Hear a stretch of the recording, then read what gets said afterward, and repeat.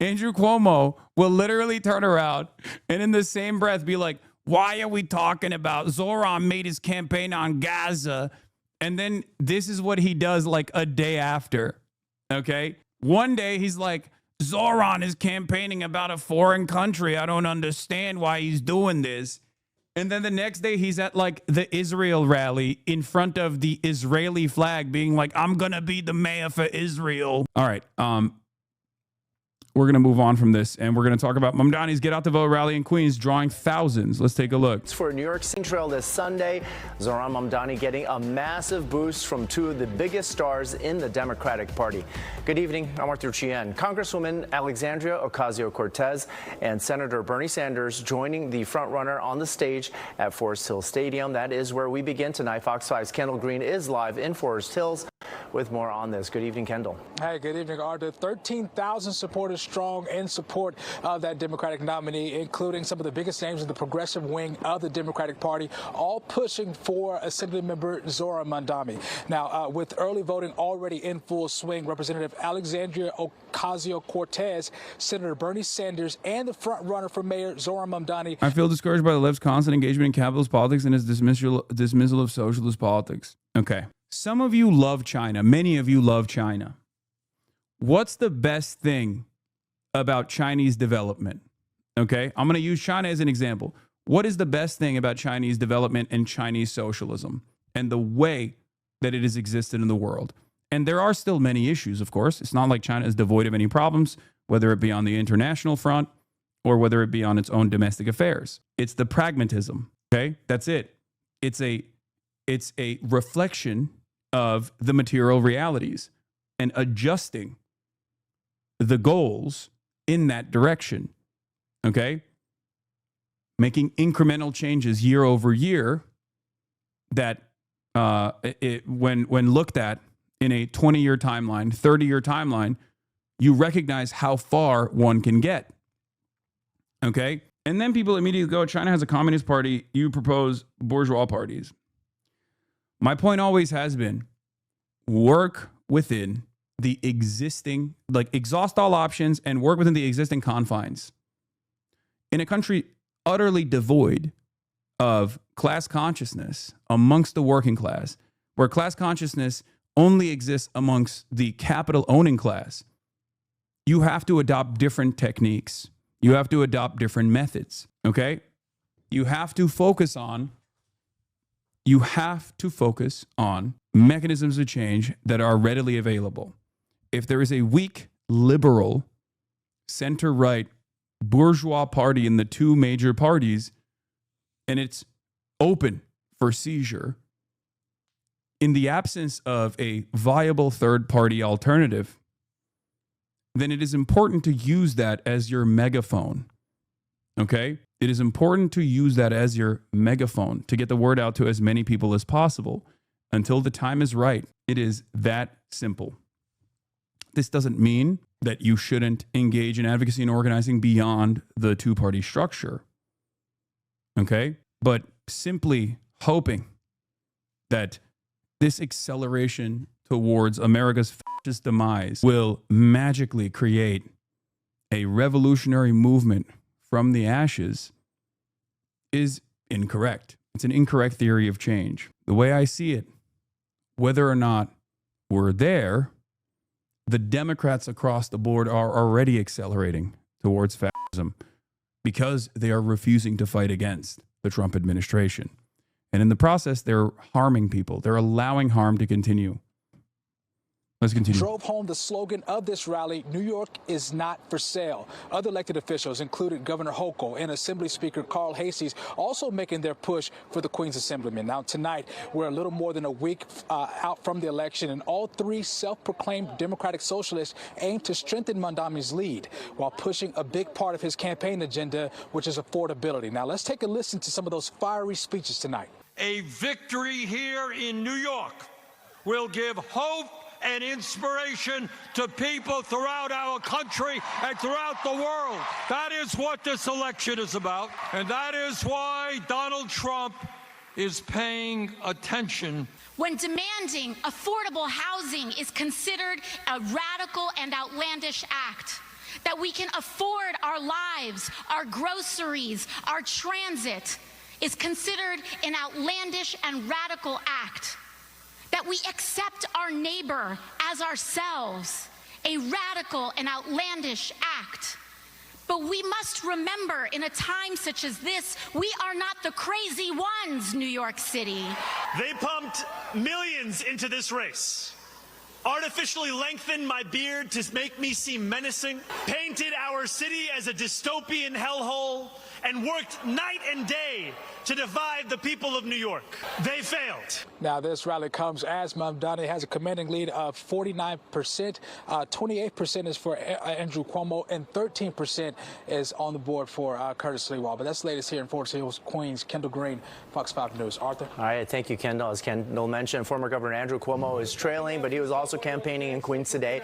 He was in Kew Gardens. The now independent candidate recently earned the endorsement of the New York Daily News editorial board. Cuomo making this appeal to voters at a rally against... Wow, key pickups. Key pickups for Andrew Cuomo, guys. Big. I'm shocked. I was really waiting on that coveted New York Post editorial endorsement for Zohran. Shocked, I tell you. Also, another one of my favorite things that Andrew Cuomo and everybody else does is when Andrew Cuomo will literally turn around and in the same breath be like, why are we talking about Zohran made his campaign on Gaza? And then this is what he does like a day after. Okay. One day he's like, Zohran is campaigning about a foreign country. I don't understand why he's doing this. And then the next day he's at like the Israel rally in front of the Israeli flag being like, I'm going to be the mayor for Israel. I'm going to be the best mayor for Israel. That's why I'm running. He's not trying to win anymore. He's just trying to do as much damage as possible before he loses. I know. I see that. Mayor of New York should not be your first job. We don't want an apprentice mayor. There is no on-the-job training for mayor. God forbid there's a... Been reading the collection of Ho Chi Minh's writings from Verso books recently. In his earlier writings, he discusses working with the traders amongst the French colonists explicitly. But as the national liberation movement develops, he shifts his approach away from this method. It's not a moral shift either. He's constantly reiterating that tactics depend only on current conditions. Yes, that is precisely right. The only reason why you read former theorists and former successful and sometimes unsuccessful initiatives to develop socialism is to learn from those lessons. And then take those lessons and adopt them to your current circumstances, your current material realities. That is, in my opinion, the best possible way to move forward. All the while, you exhaust all options. And it comes across as silly when people go, dude, I cannot believe you're like people were getting mad at me because I was bringing up Lenin while talking about not even necessarily like voting for Graham Plattner, because I wasn't even endorsing Graham Plattner, but in general, like making a broader point about exhausting the parliamentary structure or whatever the current structure is, right? Which in our country is a duopoly, unfortunately. Like exhausting all options in the effort, exhausting all options in the direction of fomenting revolutionary sentiment amongst the masses. But in an effort to do so, you have to be where the masses are. And as far as it stands, at the heart of empire in the United States of America, the place where the Cold War was fought and won against socialism, the masses are liberal. They're self-described, have to work amongst the liberal masses and unlock their own revolutionary potential from that. Bro, they calling you the same as the horse guy now, a shit lib? Yeah, I don't care. They're calling me the hammer and sickle guys who refuse to engage with what I'm saying and refuse to offer any sort of viable alternatives will say I'm a shit lib, okay? And say I'm out of my element. Yes, this as well. But then they have no real viable mechanism for change whatsoever. They just want to chirp, and that's fine. The masses are liberal, then how did Trump get elected, lol? Do you think that the Republican Party in the United States of America is not also liberal, at least a base of support? They are. A lot of you are operating with the American understanding of the term liberalism.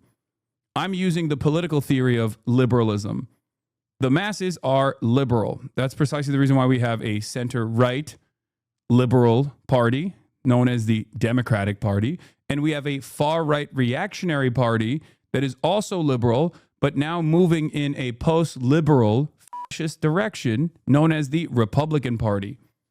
It is funny when people say, this is me out of my element, when this is my element. Even if there was a time where restructuring will shake things up so dramatically that there is even a necessity for a Marxist-Leninist vanguard or whatever that might look like when the time comes, what people don't understand is that is not going to magically materialize. It is up to you to ensure that a left flank alternative growing within the Democratic Party is not a mechanism of sedation, but instead a mechanism of revolution. If you give up on these options, if you give up on these options that are readily available and say, it's not perfect, I have a different opinion, you will never be able to make the changes. But it's okay, because I think only time will show. Only time will show if it's successful or not.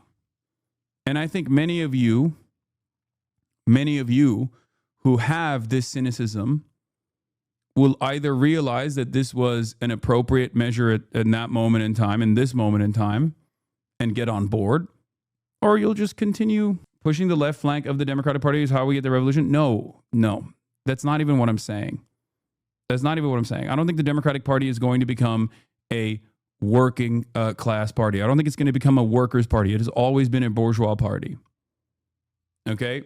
But the Democratic Party within our current duopoly is the most viable method of spreading the word, because I am of the mindset that if the third party alternative was there already, we would have at least some semblance of a mass movement. But in the United States of America, as it stands, we do not. Crisis. There's a flood, a terrorist attack, God forbid. You need a mayor who knows and has the experience and has the ability, and that is not Zohran Mamdani, who's never worked a real job in his life. Cuomo also says he will hire additional police officers and provide new opportunities for businesses to operate in New York if he is elected. And Republican candidate Curtis Sliwa also in Queens today, speaking at a Sikh temple in South Richmond Hill. Sliwa spoke of how it was the Sikh community that taught him the importance of volunteering.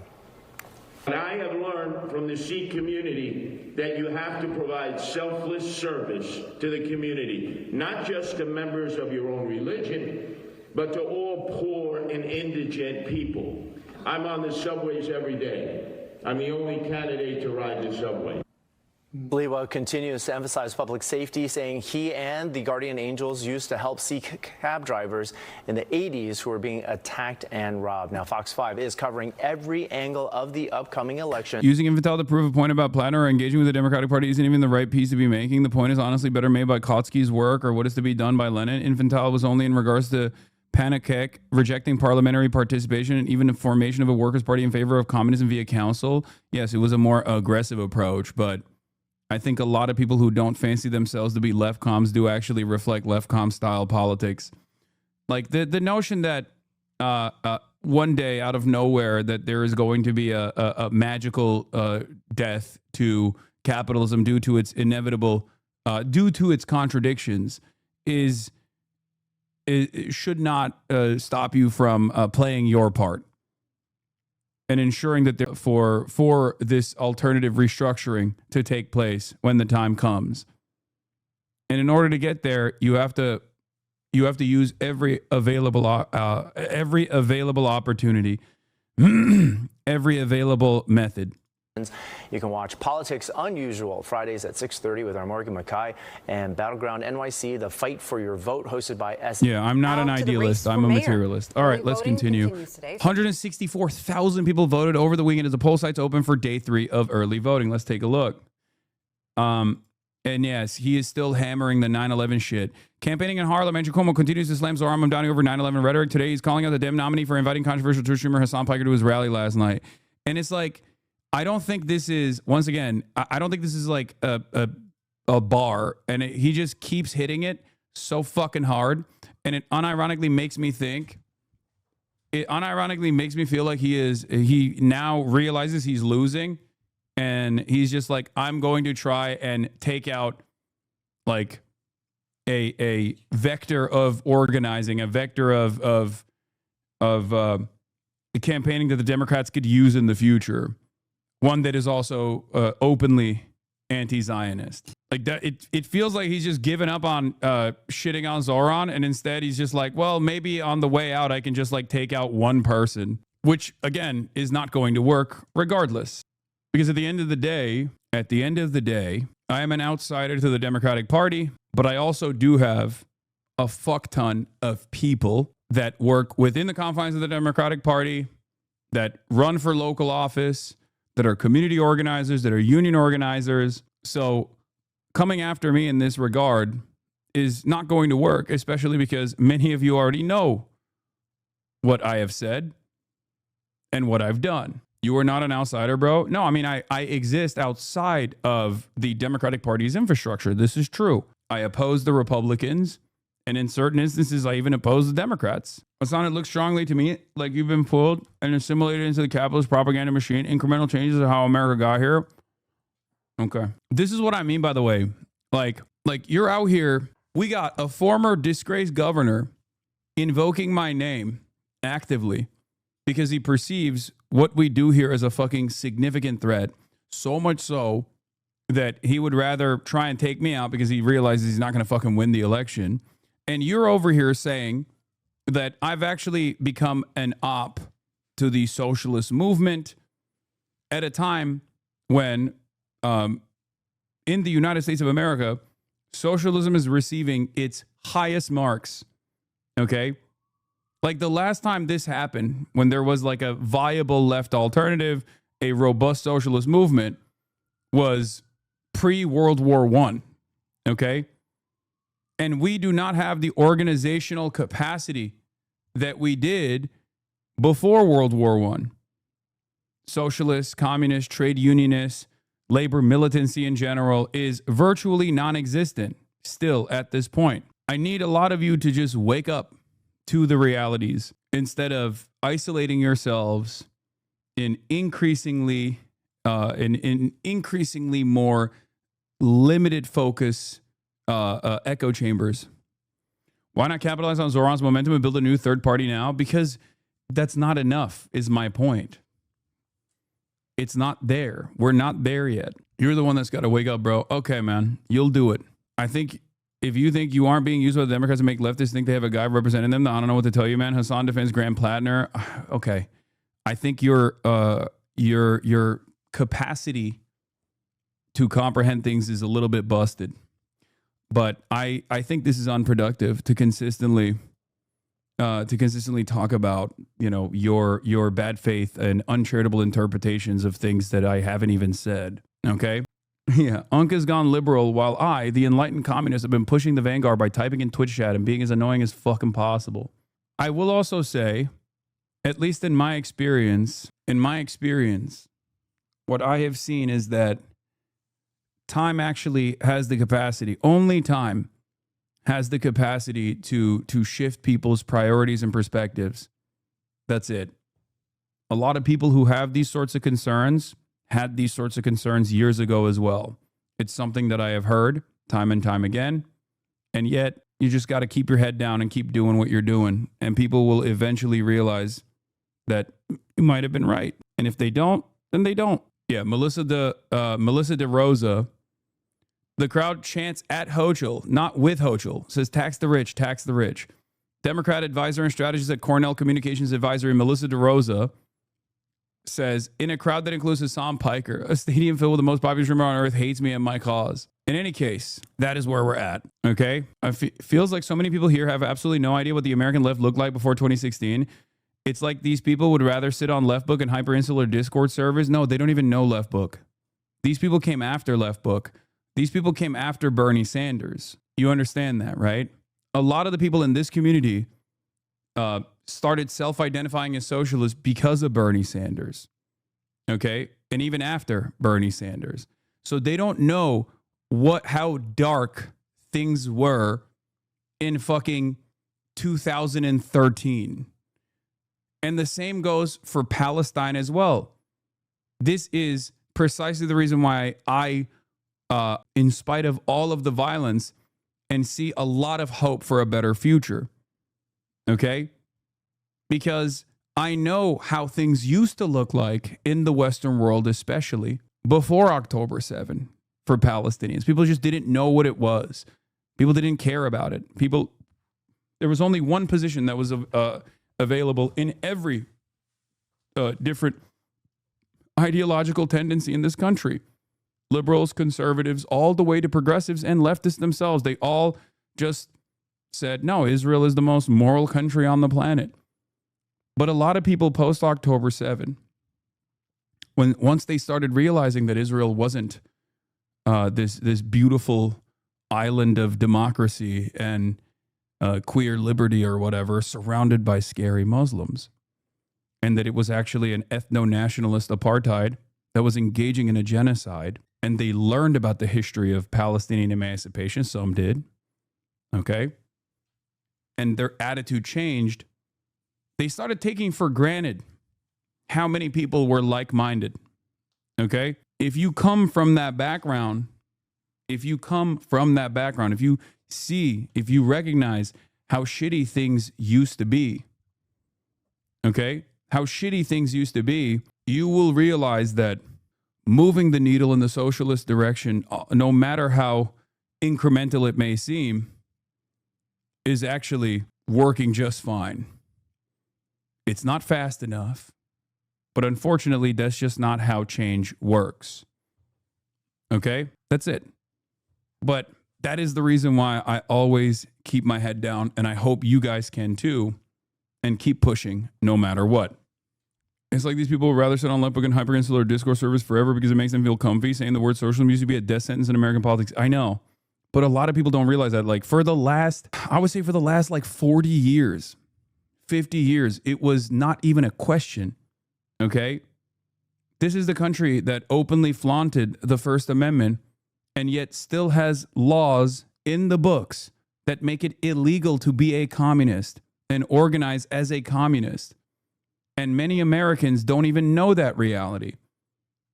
They've simply heard about the Red Scare and have not looked further into it. They don't understand how reactionary this country was, how antagonistic the people of this country have been, how propagandized the people of this country have been towards socialism, Marxism, leftism of any sort. Yeah. And if you look at the Gallup polls like this, image of capitalism slips to 54% in the United States of America, okay? Trend in Americans' positive ratings of capitalism and socialism. Capitalism is at 2010, and in 2010 is at 61% approval, down to 54% approval. But this is all Americans, by the way. Socialism at 36% approval, up to 39% approval by 2025. And you think to yourself, okay, well, that's not great. Except when you look at actually the places, the political associations that are, albeit limited, once again, we have the three brackets, the Republicans, Independents, and the Democrats, right? If you look at those three brackets, you see bigger shifts on the Democrat side. So to cast aside the people that are more likely to be your allies of this sort when it's actually working, to say, well, change, much broader change is a necessity right now, okay? And therefore, I'm going to cast aside people that are more likely to be on your side instead of trying to talk to them and move them in a more, move them in a direction that is more open-minded to your worldview. I think that comes across as unserious. Democrats in 2010, 50% approval, 50% positive image of socialism. In 2025, it's up to 66%. Now, it's not far enough. Independents at 36%, now at 38%. Highest was at 41% in 2019.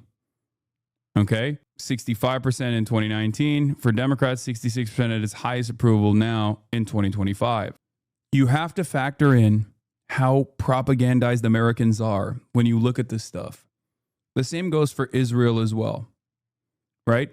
In spite of the unimaginable, unlimited faucet of propaganda that declares Israel to be a objective good, a force for good in the region, Americans came to their own conclusions on Israel in spite of the mainstream media pressure, in spite of the advocacy groups pressuring people, in spite of criminal charges being brought towards those who stood strong and defended the truth, that Palestinians were worthy, Palestinian lives were worthy of dignity, and that their emancipatory movement was just. That's the reason why I say there's a major shift happening, and that's positive. It's a good thing.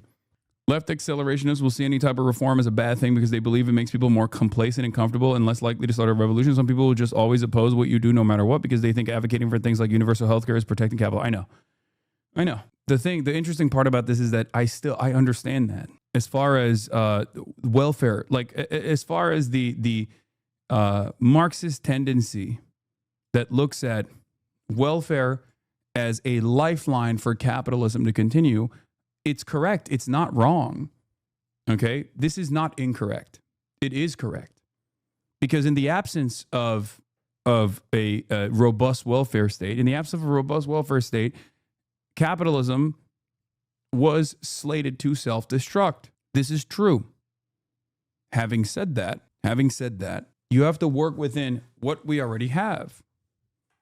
You have to work within what is readily available, especially in a country like the United States of America that has never had as successful of a socialist movement or a tradition or a background, and that even the limited amount of success that socialists have seen here have been actively eviscerated from the American collective consciousness through a faucet of anti-socialist propaganda. For more than 160,000 euros. Yeah, New York City's mayoral race, surely one of the highest profile races in the country this election season. Pundits, politicians, for the president down, all trying to influence how New Yorkers vote. And there's still 8 days to go until election day, so still some time to sway voters those candidates are hoping for, and still you, New Yorkers, still have to make your voices heard. So Eyewitness News reporter Crystal Cranmore is live for us at City Hall with each of the candidates and their agendas for today. Good morning, Crystal. Good morning. Well, it's actually expected to be a busy week ahead as the candidates work to appeal those voters who are still undecided. But those who do know actually locked in their votes just a short while ago here at the Borough of Manhattan Community College. Take a look inside. This is how it looked when polls opened around 9 o'clock this morning. This is the third day of early voting after Elections Day. There was a large turnout this weekend. Now, the candidates pulled out all the stops to secure the votes they needed. This was a rally for Assemblyman Zohran Mamdani in Queens, Forest Hill Stadium in Queens last night, where about 10,000 people were in attendance. Senator Bernie Sanders and Congresswoman Alexandria Ocasio-Cortez and other key Democratic forces in New York got on stage and championed Mamdani. That universal health care we pay for the blood of the third world that's colonized. You end this only by getting rid of capitalism is a social chauvinist position. It unironically reminds me of trots when I hear stuff like that. I know that people will say, how dare you? How dare you bring this up? How dare you bring up this this major division? You're actually a Stalinist if you believe this. But it does. It reminds me of like the permanent revolution rather than where you can get it and how you can do it. Okay? It's just, and I've described this position, I have described my position and my methods and what my goal is to Bad Empanada, ironically, when we had that conversation on Noah Samson's show, where I said, this is not about pacifying a revolutionary movement in the United States of America, but instead, it's about moving the needle in the direction where, at the very least, the United States of America gets out of the way of places that have viable revolutionary movements in the global South. Because if you believe that the labor aristocracy is ultimately going to cause workers in the United States of America to say, well, I'm actually comfortable with my position now, we should continue imperial super profits as long as they're redistributed amongst the working class of Americans better, okay? That obviously is not going to be the end point, but we are much closer to scaling back on endless imperialism around the world at that stage than where we're at now. And while we have this back and forth on what must be done or what the different methods are, the American empire moves in the direction that it was going to move in regardless of our back and forth. Has this kind of sectarian infighting actually created a robust response to endless American warfare? No, it has not. Things have only gotten worse. Things have only gotten worse. That's why I always urge the rank and filers in here to make a big fuss in their own unions to ensure that they play a formative role in the anti-war movement in general. No matter what we say and do here, we are still incredibly marginal. Okay, there is perhaps a reason why many of the more radical on paper leftists are relegated to Discord servers and YouTube channels and podcasts, and they have very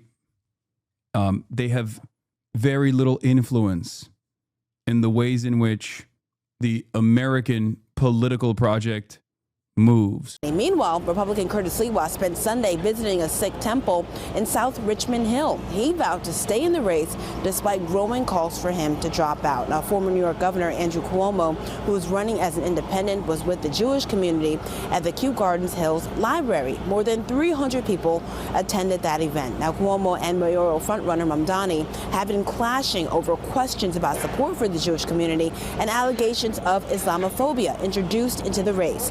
We talked to voters who tuned out the noise and locked in their decisions early. Got to focus on the facts, and the fact is, to run New York City, you got to be able to run a business. And as a small business owner, it really feels necessary to have some business experience to run the city of New York. I'm excited. I think the whole world is watching this election, and I'm a proud New York voter. I think it's an election about change, bringing in a new generation of leadership, and pushing back to give working families a chance in the city. And the candidates are back on the campaign trail today. Zohran Mamdani is expected to meet with voters at a polling site on the Upper East Side at noon. Meanwhile, Curtis Lewa is expected to be at a rally on Staten Island. I think the fact that the Democratic machine is not actively stamping out Andrew Cuomo's viability by consistently running he claims to be a Democrat, but he's working to be a spoiler, is actually unimaginably bankrupt. Like, it is so crazy that the establishment united behind Zohran and actively trying to cut away at the machine that Andrew Cuomo still is utilizing with his name recognition, with his experience in New York politics at the state level. The very fact that every single Democratic New York politician isn't severing that tie is yet another glaringly obvious example that they too see not just Zohran, but this movement as a serious threat. They see the success of this movement as a serious threat. They see this people-backed candidacy. They see this people-backed candidacy as overthrowing the elite capture within the Democratic Party, because God forbid Zohran is successful. God forbid other openly socialist candidates are successful elsewhere. Then all of a sudden, all of their lobbyist funds and all of their corporate capture will dry up. This is why it's extra important to consistently get people on board no matter what. You think so? I mean, yeah, 26 billionaires have poured over $22 million into stopping Zohran Mamdani's campaign for New York City mayor. Bloomberg, Ackman, Walton, Wynn, Lauder. The list reads like a billionaire panic roll call. They're not donating out of civic duty. They're defending a system that's finally being challenged. So this is perhaps one of the most consequential moments where every single person, instead of like putting the crosshairs on their viable allies, should suck it up and try to fight back, because this is not a given. It's not a given. It's not over, and it won't be over even when Zohran wins. Okay, and yeah, here are some scary numbers to look at if you want to light the fire under your ass. Cuomo has cut Mamdani's lead to 10 points. Suffolk poll of New York City voters. Now, it's not the best poll. I believe it's like 500 people, but Suffolk poll of New York City voters, 1023 to 1026. September poll in parentheses. This is before the Eric Adams endorsement, show Mamdani going from 44 to 45, but Cuomo going from 34 to 25. Wait, what? Or sorry. 45 to 44, dipping in 1 point. And Cuomo going from 25 to 34. Sliwa going from 9 to 11. Okay. Sliwa's second choice shows 36% at Cuomo and Mamdani at 2%. Now, the thing is, from what I understand, I've been reading a little bit about what Adam Carlson has been talking about as a pollster. They are, one of the biggest problems with polling in general is that they're too reliant on previous voter patterns in order to develop projections, right? And even when they're actually adjusting for who goes out to vote. Now, when they do that, it's very difficult for them to adequate sampling size or adequate weight on certain groups. One of the most famous examples of this is the Muslim vote in New York City. The Muslim vote in New York City has been historically underpolled because they've been historically underrepresented. And the suspicion is that a big part of the reason why the polls underestimated Zohran's success in the primaries was because they had not weighed the mobilization from Muslim communities within New York. Even with the limited amount of organizational tools that they had, even though it was a crazy door-knocking operation, the limited amount of name recognition that this candidacy had, as opposed to right now. So what Adam Carlson says about this poll is basically Cuomo picked up on most of Adams' previous 8% support in the Suffolk September poll, and undecideds inched down. But the closest margin, Mamdani plus 10 of any publicly released poll since August. If we look at the rest of the polls, Mamdani up 18, AARP showing Mamdani up 14, Fox showing Mamdani up 24, Quinnipiac showing Mamdani up 14, Suffolk showing Mamdani up 20, CBS showing Mamdani up 15, Marist showing Mamdani up 21, and Emerson showing Mamdani up 15. So we shall see. And New York Times has an aggregate of all the polls as well. Caroline Solar, polling researcher at the New York Times, says, as early voting begins and 1 week remaining until Election Day, Zohran Mamdani, Democratic candidate, maintains a double-digit lead over Andrew Cuomo. A new Suffolk University poll shows Mamdani ahead 44% to 34% with Curtis Sliwa, the Republican candidate, at 11%. That's down from a 20-point Mamdani lead in Suffolk's September survey. The tightening follows Eric Adams' decision to drop out and endorse Cuomo, who has tried in recent weeks to consolidate opposition to Mamdani by courting more conservative-leaning voters. Sliwa has refused calls to exit the race, and Mamdani has held a steady lead in October polls, even clearing 50% in the Beacon Research poll earlier this month. This is why they so aggressively tried. This is why they bought Eric Adams and made Eric Adams endorse Andrew Cuomo. And this is why they were so aggressively trying to get Curtis Sliwa to drop out. And the reason why they were trying to so aggressively get Curtis Sliwa to drop out is because, once again, it is literally hitting you in the face. Even modest social democracy is a life or death style threat for all of the capital owners and even establishment Democrats as well. How can you look at the situation where it's very clear that victory is within the crosshairs for someone who wants to move the needle in the left position by even very little, that all of these people are screaming from the fucking rooftops about what a danger this presents. And they are trying to channel all of that frustration. They are trying to do everything in their power to disparage this person by any means necessary. And there are still people who are like, nah, this is actually 100% a captured. This is a person who's trying to sedate the masses and make them comfortable with the Democratic Party so that, you know, American workers are still invested in the bourgeois Democratic Party and will never actually have revolutionary feelings in their hearts. Why do we care as a Mamdani, given that he's going to win? It's the biggest upset for a non-Democrat to lose a New York City election. I'm trying to explain that there is still a threat. Hasan is talking about the threat he is to power and how the entire bourgeois political class is aligned against him. Yes. Posted and deleted weeks after John Oliver's takedown of Barry Weiss, Ryan Gold, FB's author of the shoddy article questioning the cause of emancipated Gazan children, attempts to parody last week tonight. She's definitely not mad. Do not write that she's mad. Oh, God. We'll look at this later. Okay. That's so silly. These are the polls of the New York City mayoral primary, including simulated ranked choice voters for the first and final rounds of voting. So just remember, there was only one poll that showed Mamdani up +5, and every other poll showed Cuomo with varying degrees of different leads. So all of them were wrong, but that doesn't mean that these polls are now weighing Mamdani's chances as much higher than before, because they do adjust quickly, right? Pollsters will oftentimes very quickly restructure how they are weighing certain demographics. Michael Lange says, my thoughts on the first 2 days of early voting: fear-mongering, Cuomo bump in wealthy Manhattan. Black and Hispanic turnout is low. Solid but unspectacular GOP turnout. Commie corridor starts slow, finishes strong. Brownstone BK, huge numbers for Z. More age-related thoughts. Voters 55 plus are 51% of the electorate. Voters aged 25 to 34 are now 16% of the electorate.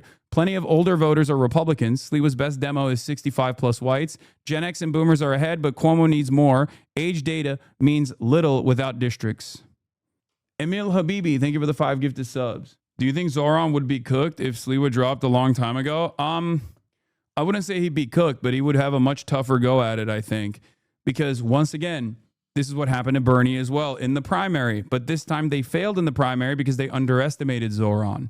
But now they're doing it in the general. You have to understand, like, the struggle will continue even after the electoral victory, because the same interests that actively are trying to stop this, before the election takes place, are not going to just sit quietly and idly and wait for Zohran to become a successful mayor. They will rat fuck him every step of the fucking way.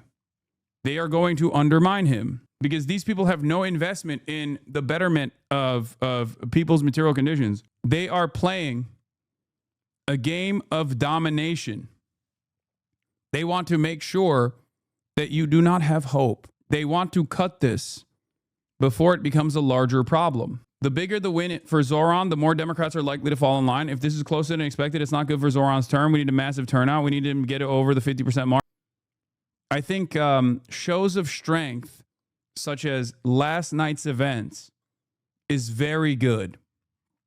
Because then the Democratic Party's elite see the momentum and the mobilization, the capabilities that a left flank candidate has. It makes it impossible to deny. It makes it unavoidable. It makes it a reality. Okay? We can't leave this stuff up to luck. Clearly, let's really be honest, Mamdani wins the election and takes office, Trump will immediately send in federal agents and the National Guard to ostensibly combat crime/immigration and spend every day trying to provoke New Yorkers into unrest.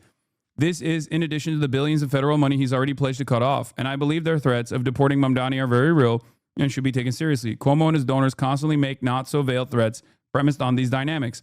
What would be useful is if our media explained this motivation and strategy of tension while reporting on this inevitable crackdown and provocation, rather than running with Trump's completely nominal aim of fighting crime or legal immigration. This will not likely happen, of course. One recent template is Trump's bogus claims to be taken on narco-terrorists and drug cartels while he attempts to provoke Venezuela into a regime change war. A drugs framing everyone from the New York Times to the Atlantic accepts and runs with, despite its obvious fakery. It's bullshit. It's transparent bullshit.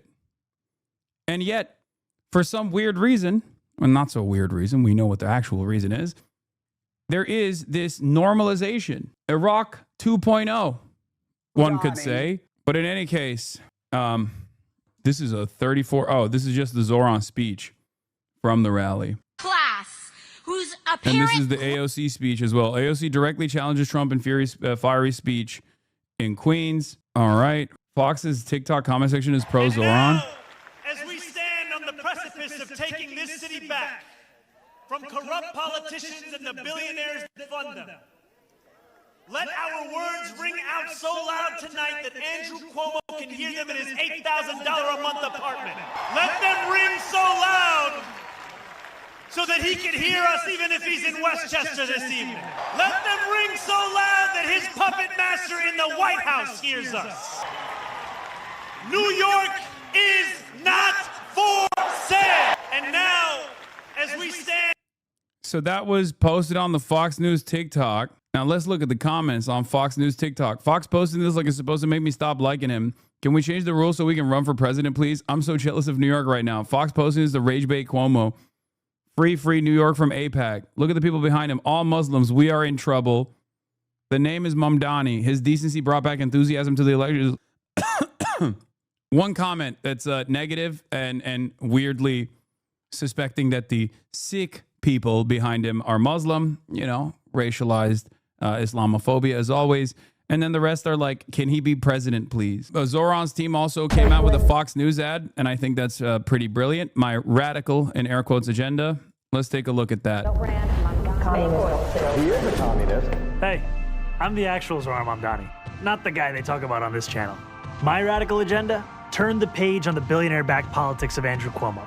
Make the city affordable, tackle government waste, keep New York safe, and deliver on our promises. With universal childcare, rent that you can afford, and a property tax system that actually makes sense. So don't be fooled by the noise. This is who I am, and you're who I'm fighting for. Paid for by Zohran for NYC.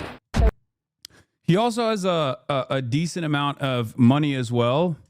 And I think that when you pair up good policies and you can bankroll said good policies with a broad media campaign, something that Kamala Harris failed to do because she did not have the good policies. She did have the fat purse, right? I think you can overcome these odds. Don't get false optimism law as TikTok. I always see liberal comments, even on Fox. I know, I'm just pointing to the fact that Fox News' message is supposed to resonate with Fox News TikTok watchers. There's plenty of right-wingers on TikTok. Squirrel made a decent comment on Islamophobia. I suspect that they're saying the same thing that I've been saying, which is that Israel defenders and Israel in general realize that they can't actually win people back to loving Israel. But what they can do is disparage Muslims. They can really tweak the dial on Islamophobia and therefore make people fearful of Muslims and then make it seem as though, you know, Israel is fighting against Muslims. Like, I don't really like Israel, but I guess they're fighting Muslims and I hate Muslims. That's it. Elon Musk has recently turned on the Zionism dial on the algorithm to the max for his daddy Netanyahu. This post was immediately targeted by Zionist Israeli boss and troll farms, and they've been posting the same script nonstop since. It's instructive to look at what they all say. Two main repeating lines, aside from the typical classic Hasbro bullshit about how Palestinians are intrinsically violent and subhuman, is the obsessive focus on immigration and Muslims. That's the new strategy. We're going to do a war on terror 2.0 Hasbro operation in the U.S. and West and just ramp up the most insane, deranged Islamophobic racist bile imaginable. That will make them forget about our genocidal mass slaughter and rape of Palestinian babies, toddlers, children, girls, boys, and women. Creating huge, vast, fake AI-run accounts that mimic real people, preferably women and minorities, so we can pretend we have deep organic support among broad swaths of the population, and then give them all the same script to repeat everywhere on Twitter, Instagram, Facebook, YouTube, and of course TikTok that they now directly own. OMG, Muslim Islamic invasion. OMG, Muslims. OMG, invasion by Browns. The jihadi Browns Muslims are invading you. Oh my God. Oh my God. There has never been more disaster than the genocidal Zionists. Former U.S. envoy to combat anti-Semitism, Eli Kohanim, says, never forget, early voting begins today. Vote Andrew Cuomo and save our city. I mean, this is insane, right? Anyone flippantly posting images like this for clout is a fucking ghoul. Everyone I know lost someone that day. I still have nightmares about what I saw. Nearly 50,000 first responders and others now suffer from 9/11 linked cancers. Our pain isn't your cannon fodder because only Zohran Mamdani has the right to evoke 9/11. You know, his aunt got mean looks on the subway. What's ghoulish is the people who would vote for a guy who campaigns with the unindicted World Trade Center co-conspirator anywhere near City Hall who seem to have forgotten 9/11. Like, this is such a psychotic reaction to a guy who has nothing to do with 9/11, obviously, duh, but happens to be Muslim. He was an 8-year-old Muslim boy in New York when 9/11 happened. He too also suffered the trauma, as many New Yorkers did. It's insane that they would turn around and make it seem as though he is responsible for 9/11 or will do another 9/11. What is this? All she did was, ho math. Yeah, a freak. A lot of conservative politics comes down to these guys being mad that women don't want to fuck them. Yeah, I know. I saw this. It's amazing. How is this not political suicide? Because you can get away with being as shitty as you want to Muslims in general. I know you meant this to be racist against Mamdani, but this most likely reads like vote Cuomo or else we'll do another 9/11. Matt Lieb. Boomers still want to hold on to 9/11 like Gen Z and the younger generation don't give a fuck about it at all. It happened 24 years ago. It's like them wanting us to cry over the Titanic. Yeah, but that's besides the point because boomers still are a viable voting bloc. You and Zohran were 10 on 9/11, not 8. Okay, my bad. 10 years old. Okay. Jesus Christ. What difference does it make? Oh, 10, that changes everything.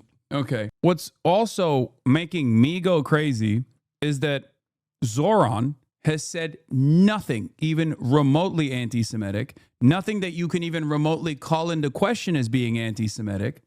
And yet they keep saying he's anti-Semitic because he's Muslim and also anti-Zionist. All right.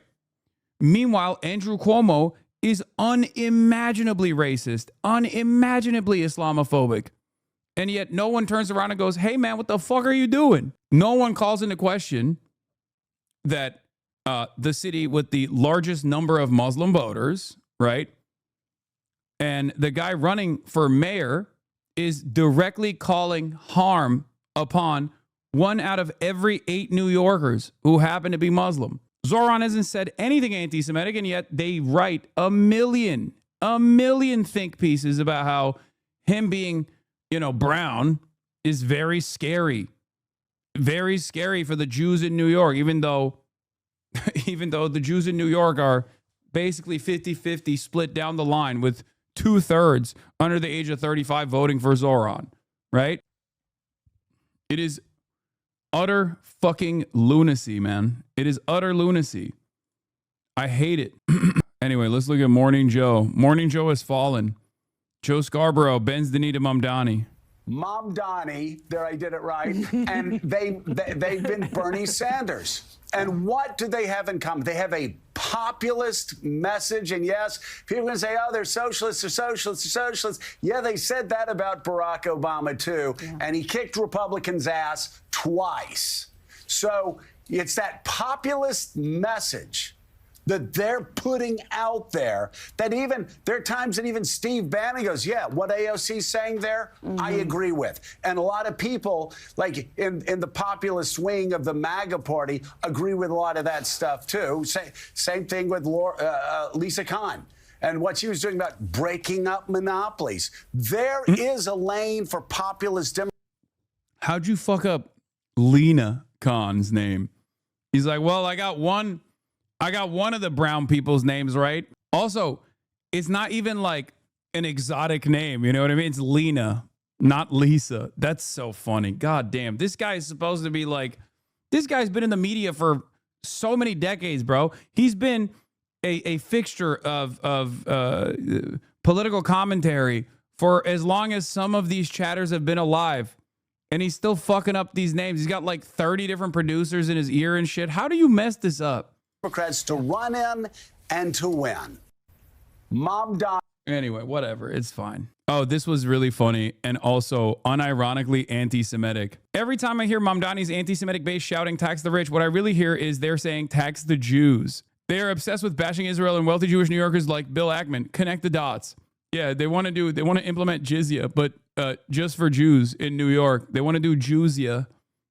Governor Kathy Hochul, going along with this is repulsive, and having Jewish Bernie there for cover redefines the phrase useful idiots. This whole thing really gives me the creeps. Just vote Andrew Cuomo tomorrow if you haven't done so already. Let's send the message that hate has no place in New York.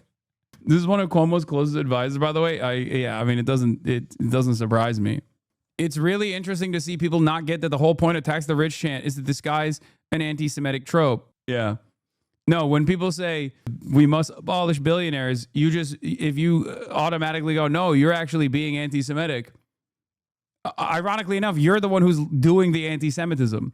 When people say tax the rich, that means that is so stupid. This is like anti-Semitism is the socialism of fools, but reversed. Okay, socialism is the real anti-Semitism. That's awesome. This woman is Catholic, bro. Of course. How the fuck are they just now forgetting this out? You were screaming at them the whole election cycle to run a populist message. We wouldn't have gotten Trump if they had listened to the broad political will. Now we have a fascist regime, and who knows if they'll leave power. Yeah. Maria Dancillo is 100% correct. I'm reading Raoul Hilberg's The Destruction of the European Jews, widely considered to be one of the definitive examinations of the Holocaust. In his book, Hilberg confirms that tax the rich was the main slogan screamed by rampaging Nazi mobs on Kristallnacht. In the tome's most important revelation, Hilberg also explains that the correct translation of Arbeit macht frei is in fact tax the rich. Okay. Moen is being silly and sarcastic, but I don't think people take that. I think people don't have the capacity to understand sarcasm because they are hysterical. Anyway, in the past, Governor Hochul has called raising most taxes, even on the wealthy, a hard no. She softened the stance today, saying, I have a lot of calculations to do, Hochul says. There's a lot of popular phrases out there, but I'm open to trying to help people who are struggling. Update, Jane Goodman, a spokesperson for Hochul, says the governor's position has not changed. She's not open to raising income taxes, Goodman said in a text. Now, the reason why she's actually softening her position, for the record, is because she went out there. She knows she needs the Zomentum. She knows she needs the DSA. She knows that Zohran has captured the attention of many New Yorkers. And for her reelection, she's going to need those voters. So she came out last night. She came out last night and spoke in front of the crowd. And the crowd wasn't necessarily booing her, but you're scarily chill this stream. Yeah, because once again, I was out there with my people. I was out there with you. That's why. That's why I'm chill, because I was reminded once again that a lot of the background noise on the internet might make it seem like it's the only true narrative that you hear. But in fact, most people in the fucking real world are not worried about any of the dumb, nonsensical fucking drama or any other shit. They just want their lives to improve, and they want to hold on to a glimmer of hope. And this campaign represents that for them. They're not going, well, Zohran has retriangulated his position away from avowed anti-Zionism, and therefore he has betrayed the revolutionary sentiment or whatever. Like, they're not doing that. They're just going, hey, man, this is cool. We finally have a semblance of hope here. Open Presents, thank you for the 100 bones. But that's why I'm chill. Every time I touch grass, every time I touch grass, every time I'm surrounded by people in the real world, I am reminded that a lot of the stuff online is so algorithmically boosted. It recenters my focus. It helps me. It revitalizes me. It emboldens me. It helps me remember that this kind of message is moving across generations. And it can lead to productive mobilization, organizing that's productive. Anyway, here's crowds chanting, tax the rich as New York Governor Hochul spoke at the New York is not for sale rally. Also, look at this crowd, by the way. They were trying to say like, oh, there's all white guys in the crowd. It's all white men. First of all, figure it out. Is it a good thing or a bad thing that there's white men in the movement? Okay? Because I thought the Democrats had moved past that point where they were like, how do we get the white men? Now they're like, actually, it's there's too many white men in this crowd. It's not diverse. It's not diverse. You know, this is a very diverse crowd because New York is a very diverse city.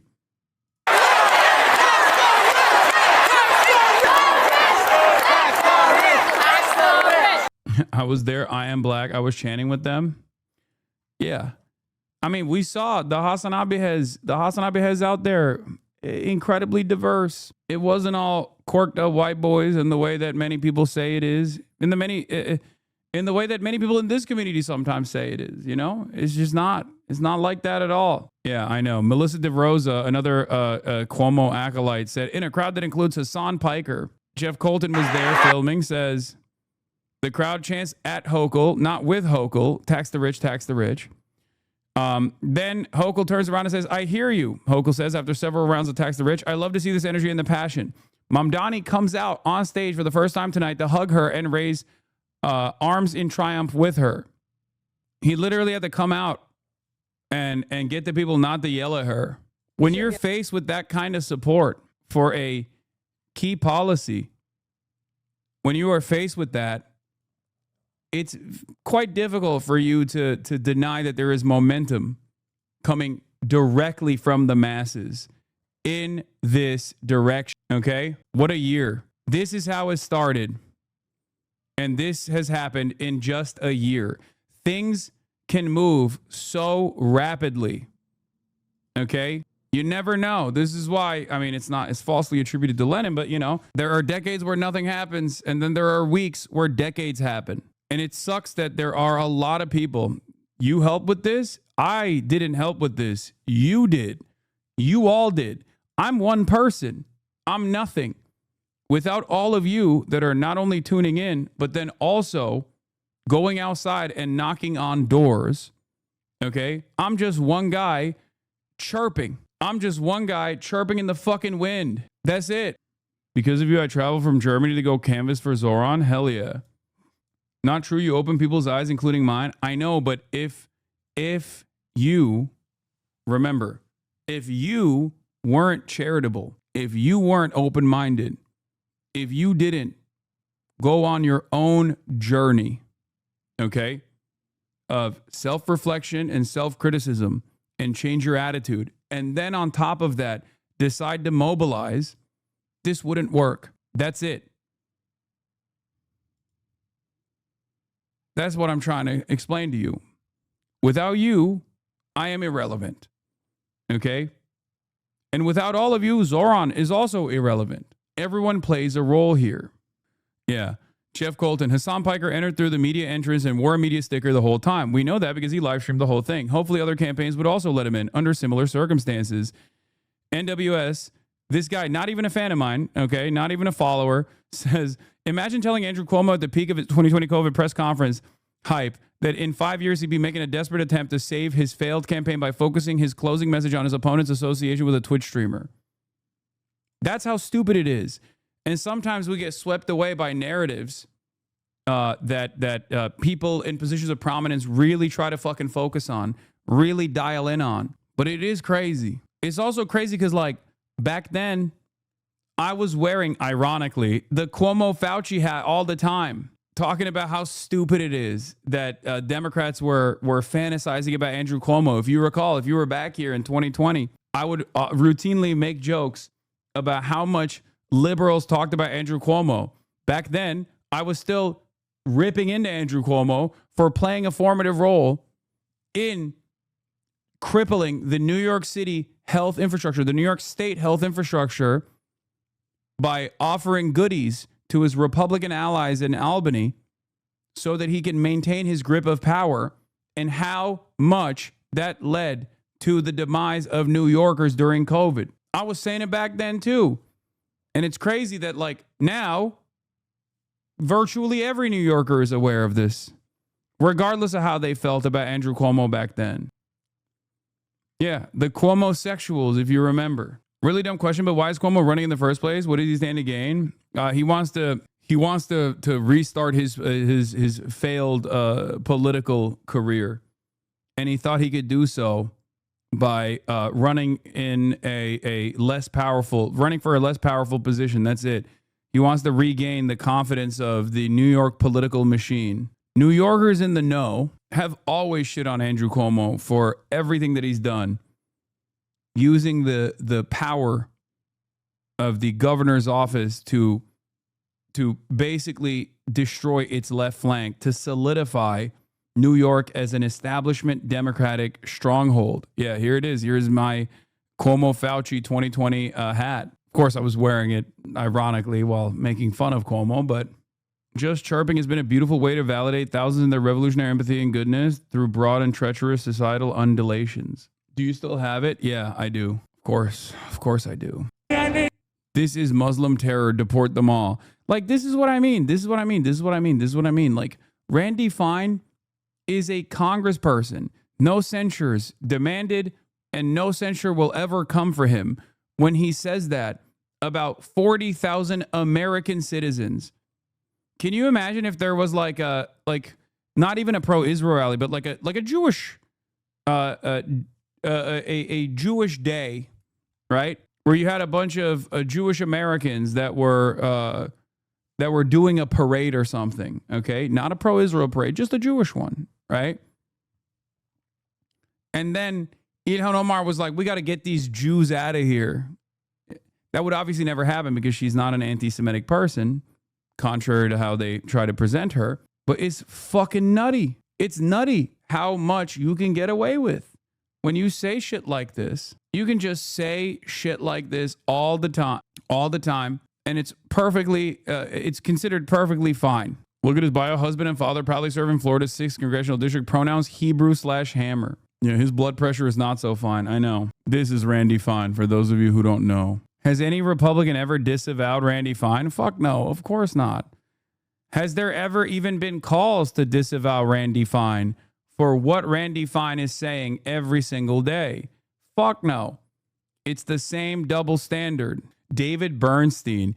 He's also good friends with, going back to the Jeff Colton tweet, who said, Hasan Piker entered through the media entrance and wore a media sticker the whole time. We know that because he live streamed the whole thing. Hopefully other campaigns would also let him in under similar circumstances. David Bernstein, he's also good friends with and a strong supporter of Mamdani, and the latter hasn't taken the slightest move to distance himself from this anti-Semitic, America-hating leftist. Once again, if I hated America, I wouldn't live here.